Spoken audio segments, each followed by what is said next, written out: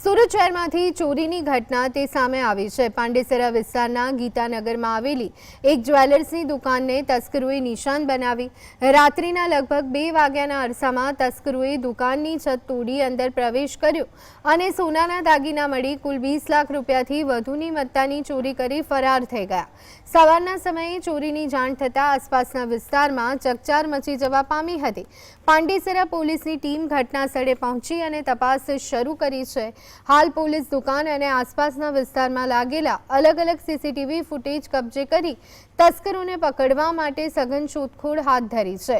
आ घटना ने पगले स्थानिक वेपारीओं में फफड़ाट व्यापी गयो है।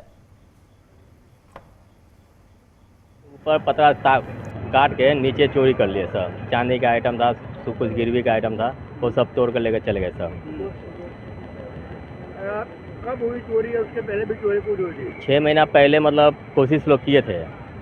उसके पहले भी लोग 2024 में शटर उठाने की कोशिश किए थे लोग।